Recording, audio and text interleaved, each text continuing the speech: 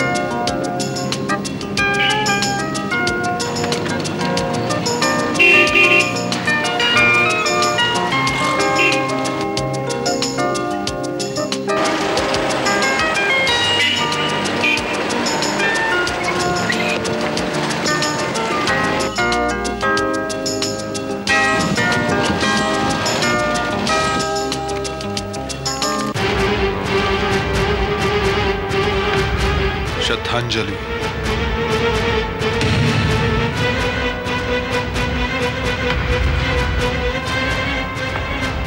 दिनांक 27 फरवरी 2001 को लंदन से वापसी के बाद श्री कृष्ण दयाल चोपड़ा का आकस्मिक निधन हो गया। चौथा आज शाम को 6 बजे उनके निवास स्थान पर। पता है कृष्णा भवन, 8वां रास्ता, जेवीपीडी स्कीम, मुंबई। शोक संतप्त बेटी। इतना बड़ा शोक संदेश जरूर किसी रईस आदमी का होगा, और नीचे सिर्फ एक बेटी का नाम। लगता है अपने पीछे सिर्फ एक बेटी ही छोड़ गया है। किस्मत आजमाने में हर्ज क्या है।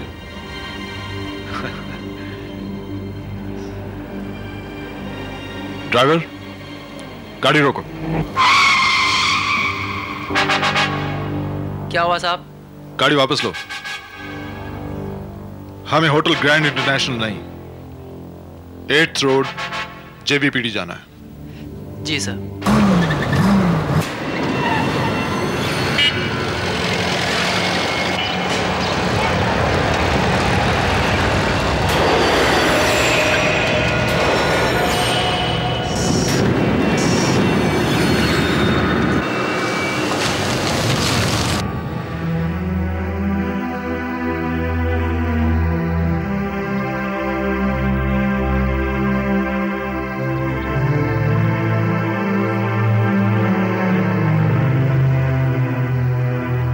ना, अब तक बहुत हिम्मत से काम लिया तुमने। बेटी होकर भी बेटे के सारे फर्ज निभाए तुमने। चोपड़ा साहब की आत्मा को जरूर शांति पहुंची होगी। इस हौसले को बरकरार रखना। आगे भी तुम्हें अकेले सब संभालना है।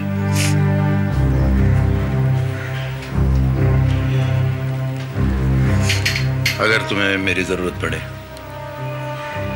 तो बेझिझक मुझे कभी भी बुलाना। Thank you uncle. मैं चलता हूं। जी, नाना का ख्याल रखना। जी uncle.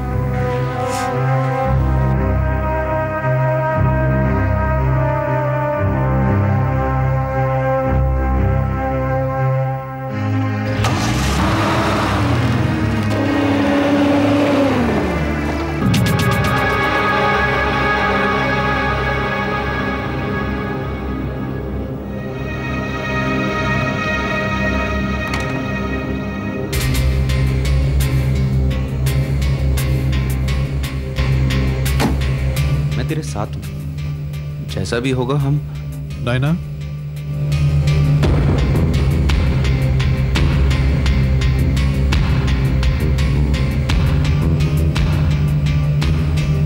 My dear friend Krishna's daughter, right? ये सब अचानक कैसे हो गया बेटे? सॉरी, मैंने आपको पहचाना नहीं। I am Manish Patel from London. London में लोग मुझे माइक कहकर बुलाते हैं। तुम भी मुझे माइक अंकल कह सकते हो।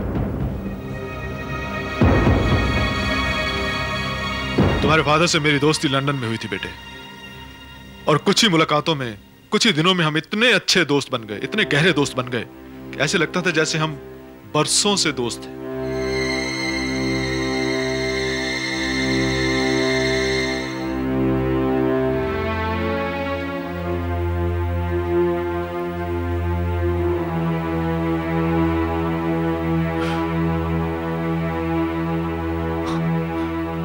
Your father was a gem of a person. अभी कुछ ही दिन पहले तो उनसे मेरी आखिरी मुलाकात हुई थी लंदन एयरपोर्ट पर, जब वो इंडिया वापस आ रहे थे। He was fit and fine. जब मैंने पहली बार लंदन में खबर सुनी तो पहले तो मुझे विश्वास ही नहीं हुआ, but I couldn't stop myself. मैंने पहली फ्लाइट ली और बंबई पहुंच गया। I still can't believe that he's no more. सब कुछ इतना अचानक हो गया कि anyway, it's so nice of you कि आप इतनी दूर से यहाँ हमसे मिलने आए। लेकिन आपका लगेज कहाँ है? बेटे मेरा लगेज तो होटल में है। कमाल करते हैं आप, इतना बड़ा घर है और आप होटल में ठहरेंगे?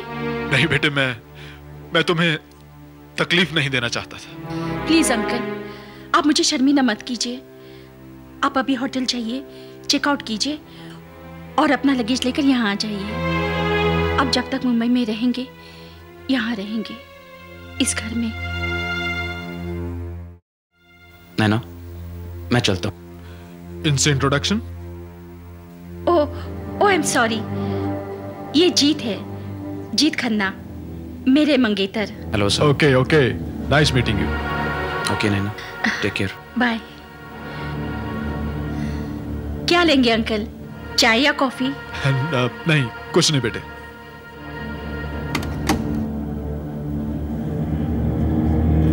मैं सोच रहा हूँ होटल जाके पहले अपना लगेज ले आऊं। ठीक है।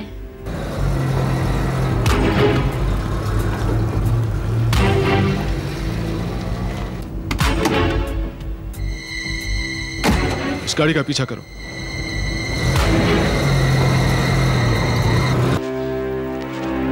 आपके फादर की तमाम जायदाद की कीमत सब कुछ मिलाकर करीब 28 करोड़ 45 लाख रुपया है, इस बंगले को छोड़कर। और अब इस पूरी जायदाद की इकलौती वारिस आप हैं। This makes you a very rich young lady. Naina ji, आपकी उम्र हालांकि बहुत कम है और इस उम्र में इन बातों के बारे में सोचा नहीं जा सकता। फिर भी मैं आपके पिताजी के वकील होने के नाते मैं चाहूंगा कि आप अपनी वसीयत लिखवा लें। वसीयत यानी विल? भगवान करे आपकी उम्र बहुत लंबी हो, आपके बच्चे हों, नाती पोते हों, फिर भी इतनी बड़ी जायदाद की मालकिन होने के नाते मैं चाहूंगा कि वसीयत जरूर बनवा लें। वसीयत तो कभी भी बदली जा सकती है। नैना बेटे, एडवोकेट शेट्टी बिल्कुल ठीक कह रहे हैं। इनकी बात अमल करने लायक है, but there is no hurry. इनकी बात पर अमल करने से पहले काफी सोचने विचारने की जरूरत है। That's right. इतने बड़े फैसले इतनी जल्दी नहीं करने चाहिए, और इतनी बड़ी जायदाद हर किसी के नाम नहीं की जा सकती। तुम तसल्ली से सोच समझकर अपना फैसला करो बेटे। फैसला करने से पहले मैं चाहे जितना सोच लूं अंकल, अपना सब कुछ किसी के नाम करने के लिए सिवाय जीत के मेरी जिंदगी में और है ही कौन? सिर्फ एक जीत ही तो है।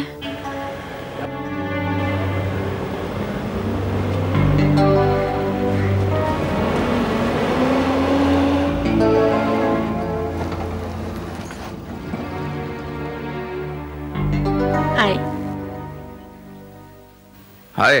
नैना बेटे, वैसे मुझे तुम्हारे पर्सनल मैटर्स में इंटरफेयर करने का कोई हक तो नहीं है, लेकिन फिर भी उम्र में तुमसे बड़ा होने के नाते और तुमसे ज्यादा तजुर्बेकार होने के नाते मैं तुम्हें एक मशवरा देना चाहता हूं।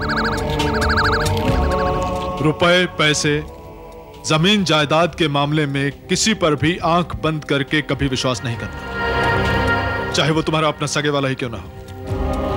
क्योंकि कई बार इंसान जैसा ऊपर से नजर आता है वैसा अंदर से होता नहीं है।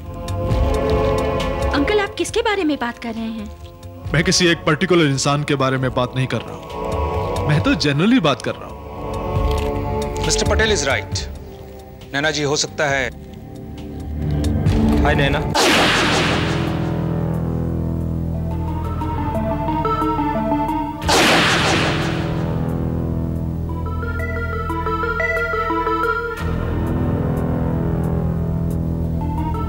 हाय एवरीबॉडी। कौन हो तुम?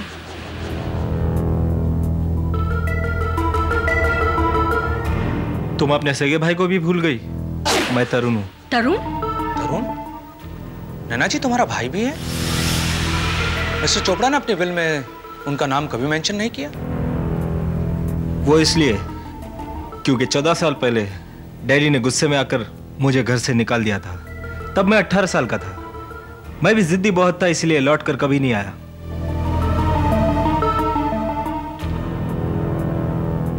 तब नैना 11 साल की थी। याद है ना तुम्हें? सब याद है मुझे। तुम्हें पता है पिताजी कितने परेशान हो गए थे, बीमार हो गए थे वो। उन्होंने पूरी दुनिया में तुम्हें ढूंढा। कहाँ चले गए थे तुम? तुम्हें कभी भी हमारी या इस घर की याद नहीं आई? और आज अचानक यहाँ क्यों आ गए तुम?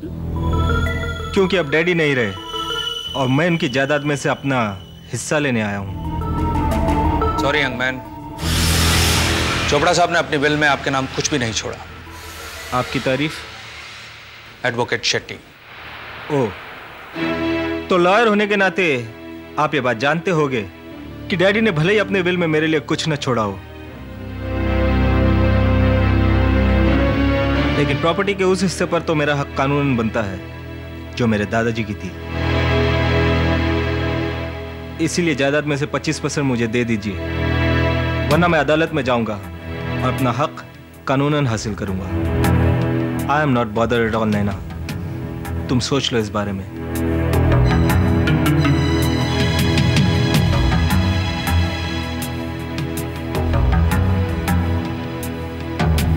कहाँ जा रहे हो? क्यों? मैं अपने कमरे में जा रहा हूं। डियर सिस्टर, मैं आज तक नहीं भूला कि मेरा कमरा ऊपर है। You mean? I mean, जब तक मुझे अपना हिस्सा नहीं मिल जाता मैं यहीं रहूंगा।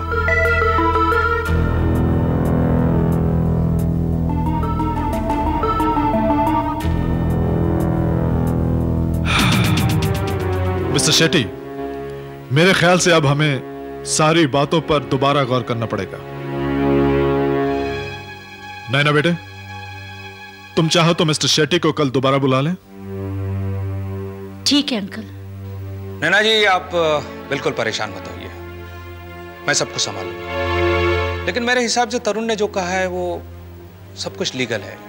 उसका हक, वो चाहे तो 25% तो क्या 100% भी ले ले तो भी मुझे कोई फर्क नहीं पड़ता।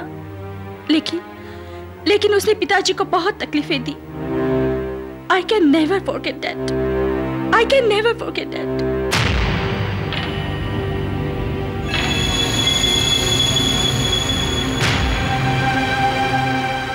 नैना बेटे, तुम अपने भाई तरुण को आखिरी बार आज से 14 साल पहले मिली थी, जब तुम सिर्फ 11 साल की थी, राइट? जी। तुम्हें उसकी शक्ल अच्छी तरह से याद है ना? हाँ याद है, लेकिन अब उसमें बहुत चेंज आ गया है। यानी तुम्हें अभी पूरा भरोसा नहीं है? यू आर नॉट श्योर कि ये तरुण तुम्हारा भाई है या नहीं? I don't know uncle. तुम्हारे पास इसकी कोई पुरानी तस्वीर है? नहीं, पिताजी ने गुस्से में आकर उसकी हर निशानी को मिटा दिया। तब तो नैना बेटे ये... नहीं अंकल, मुझे पूरा विश्वास है कि ये तरुण ही है। ये इतना भी नहीं बदला कि इसे पहचानने में मेरी आंखें धोखा खा जाए। तब तो ठीक है, और ये जीत खन्ना के बारे में क्या ख्याल है तुम? मैं जीत को पिछले 2 सालों से जानती हूँ। वो मेरा मंगेतर है। I love him. वो भी मुझे बहुत प्यार करता है। एक जीत ही तो है जिस पर मैं पूरा भरोसा कर सकती हूँ। और ये भी तो हो सकता है कि वो सिर्फ तुम्हारी दौलत से प्यार करता हो। Impossible, impossible. इस वक्त जीत कहाँ होगा? इस वक्त का तो मुझे पता नहीं, लेकिन वो रोज शाम क्लब जाता है बैडमिंटन खेलने के लिए। मैं आज शाम को जीत से मिलना चाहता हूं। वो हर रोज क्लब में आता है, लेकिन आज अभी तक नहीं आया। अगर हर रोज आता है तो आज भी आएगा, जरूर आएगा। और मेरे दोस्त की ये गाड़ी आज तुम्हारी आंखें खोल देगी।